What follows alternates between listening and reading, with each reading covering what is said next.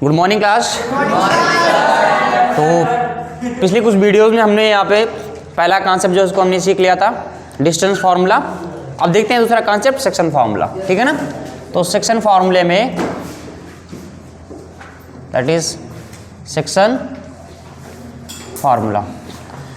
देखो सेक्शन फार्मूले में क्या दो टाइप के फार्मूले आते हैं, एक होता है इंटरनल डिवीजन, एक होता है एक्सटर्नल डिवीजन। तो यहाँ पे पहला जानते हैं यहाँ पे इंटरनल डिवीजन क्या होता है।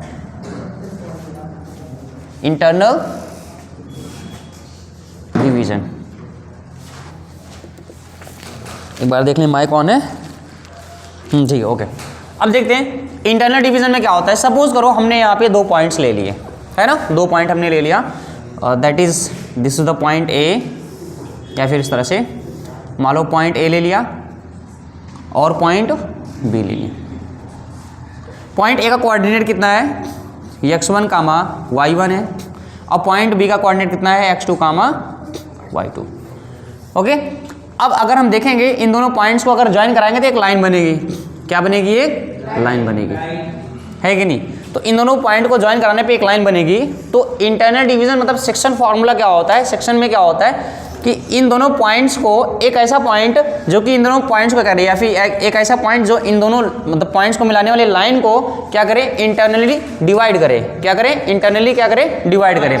सपोज करो हमने यहाँ पे पॉइंट ले लिया, मान लो ये पॉइंट क्या है, P है। क्या ये पॉइंट P है।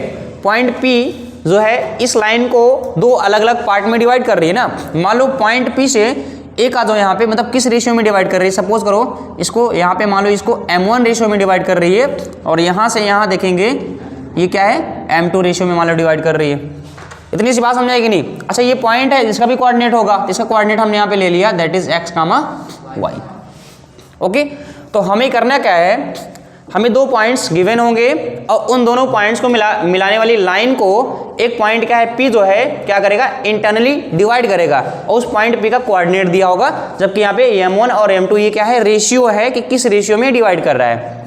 आई बात समझेगी नहीं। तो हमको यहाँ पे दोनों कोऑर्डिनेट्स दिए होंगे, पॉइंट A और पॉइंट B का कोऑर्डिनेट दिया होगा, और यहाँ पे m1 और m2 रेशियो दिया होगा। हमको फाइंड क्या करना होगा, x एंड y की value, that is P coordinate find करना होगा। इतनी सी बात समझ में है ना।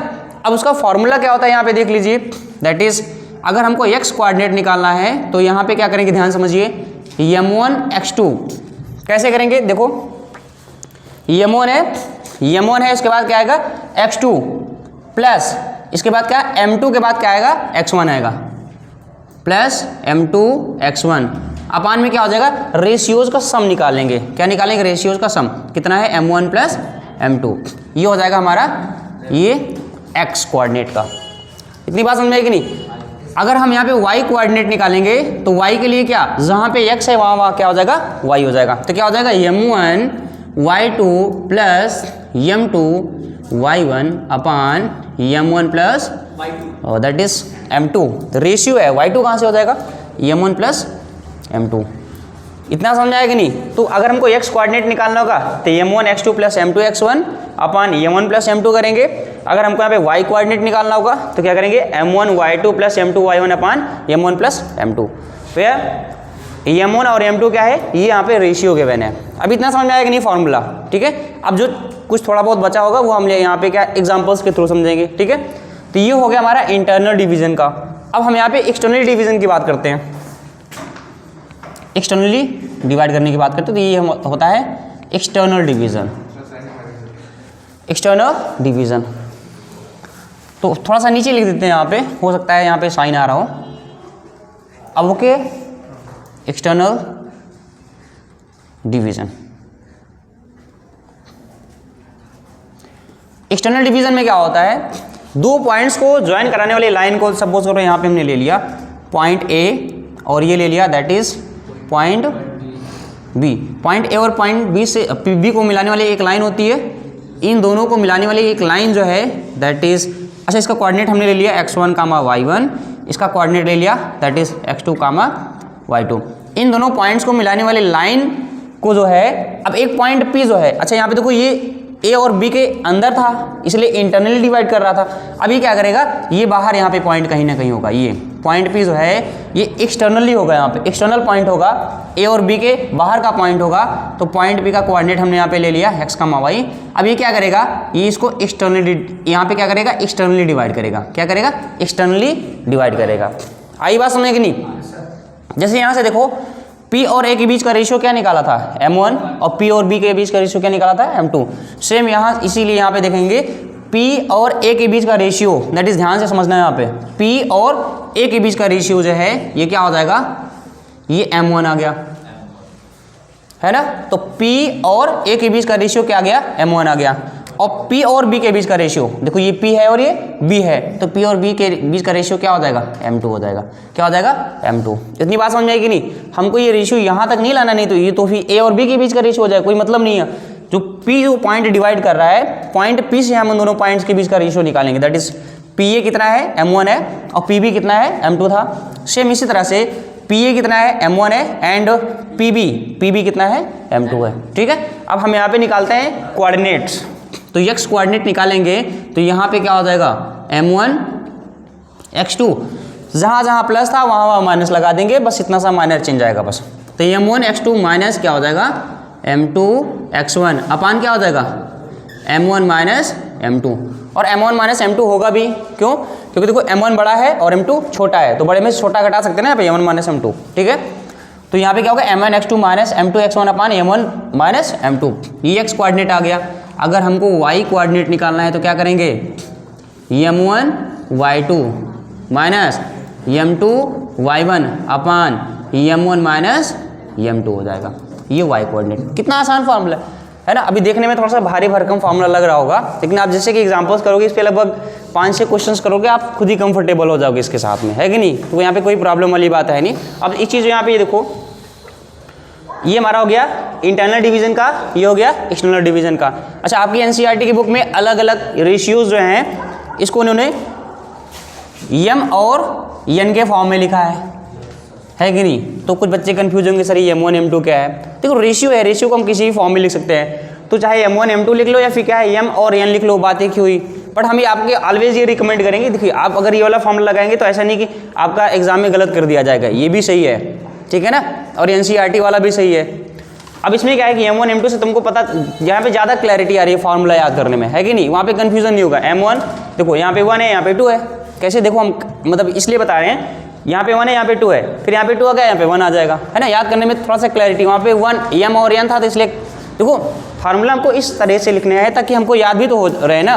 पता लगा एग्जाम टाइम में एग्जामिनेशन हॉल में बैठ के हम यहाँ पे फार्मूला मेमोराइज कर रहे हैं, फार्मूला ही भूल गए वहाँ पे, तो कैसे काम चलेगा, ठीक है ना। इसीलिए हम ये ज़्यादा रिकमेंड करेंगे आप M1 M2 लीजिए। अगर आप की ज़्यादा क्या है इच्छा हो रही है तो आप m और n भी ले सकते हैं, है कि नहीं। कुछ बच्चे पूछते हैं सर यहाँ पे M1 M2 क्यों ले लिया, m और n क्यों नहीं लिया, क्यों, है ना। देखो तो ये हमारा हो गया इंटरनल डिवीजन और एक्सटर्नल डिवीजन का। एक और फार्मूला होता है, इसको हम बोलते हैं मिड पॉइंट फार्मूला, है ना। वो भी देखो अभी इस वीडियो में क्या करते हैं, सारे फार्मूले डिस्कस कर लेते हैं, उसके बाद अगली वाली वीडियो में क्या करेंगे, मैं यहाँ पे एग्जाम्पल्स करेंगे, ठीक है ना। तो तीसरा हम देखते हैं, that is mid point formula. Mid point formula, ये इधर तो लाइट नहीं आ रही, ठीक है। अब देखो ऊपर से कोई मतलब नहीं, हम जहाँ पे लिख रहे हैं कंटेंट जहाँ पे लिखा है वहाँ पे नहीं आनी चाहिए बस। देखो अब यहाँ पे क्या करेंगे, पॉइंट ए है, पॉइंट बी। पॉइंट ए का कोऑर्डिनेट क्या है, x1, y1।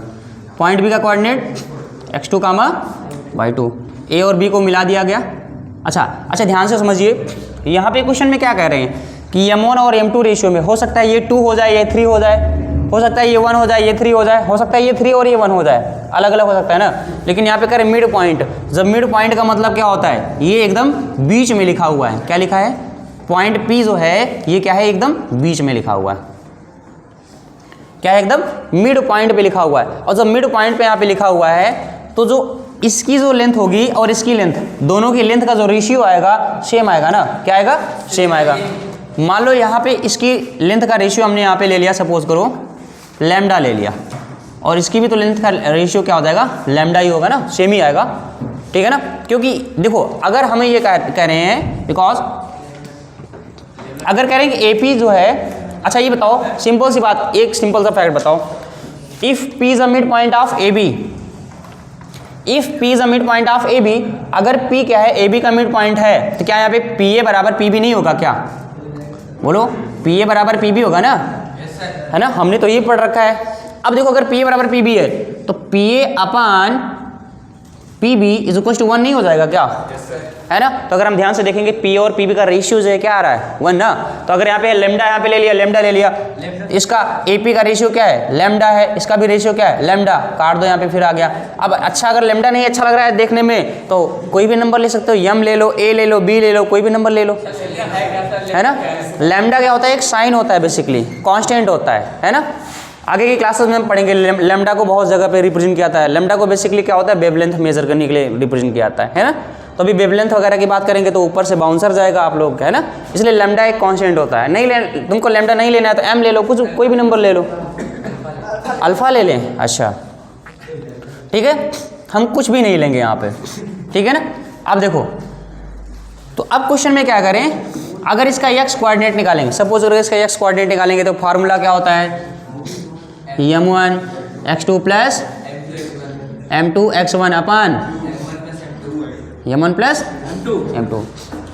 अब देखो हमने यहाँ पे क्या कहा, that is PA upon PB जो रेशियो है यहाँ पे क्या है 1:1 आ रहा है ना, यहाँ पे 1 आ गया, इसका मतलब यहाँ से हम कह सकते हैं ना PA रेशियो PB जो है ये 1:1 आ रहा है ना। बोलो ये PA अपान PB, क्यों बात क्यों कर रहे हो तुम लोग, वही देख लो फिर क्या है। तो PA रेशियो वो घर पे जाके क्या है, अभी यहाँ पे पढ़ लो, उसके बाद घर पे जाके आराम से क्या है पुस्तक अपना देखना क्या लिखा हुआ वहाँ पे, ठीक है ना। PA अपान PB जो है 1 आ रहा है, इसका मतलब क्या PA रेशियो PB जो है ये 1:1 हो जाएगा ना, है ना। अब देखते हैं तो सेम, अब देखो यहाँ पे, तो यहाँ पे क्या करेंगे, M1 की जगह पे क्या रखेंगे 1, और x2 की जगह पे x2 ही रखते हैं, प्लस m2 की जगह पे 1 रखेंगे, और इसके जगह पे भी यहाँ पे x1 अपान 1 + 1 ना। तो देखिए क्या हम इसको ऐसे लिख सकते हैं x1 plus x2/2। x coordinate कितना आ गया, that is x equal to x1 plus x2/2। इतनी बात समझ में है ना। y कोऑर्डिनेट निकालेंगे तो फार्मूला क्या होता है m1 y2 plus m2 y1 अपान m1 प्लस m2। m1 कितना है 1 है, y2 कितना है y2 ये, और m2 कितना 1 है, और ये y1 अपान क्या हो जाएगा m1 प्लस 1 + 1, क्योंकि m1 और m2 दोनों 1 1 है ना। तो यहाँ पे हो जाएगा y1 प्लस y2 अपान 2। तो अगर हम यहाँ पे देखेंगे मिड पॉइंट का कोऑर्डिनेट क्या हो जाएगा, दैट इज मिड पॉइंट का coordinate P, that is mid point का कोऑर्डिनेट जो होगा ये क्या हो जाएगा x1 plus x2/2, that is क्या है x1 प्लस, या तो अलग कलर से लिख दे रहे हैं, x1 प्लस x2/2 कॉमा क्या हो जाएगा y1 प्लस y2/2। आसान है कि नहीं ये वाला फॉर्मूला, है कि नहीं।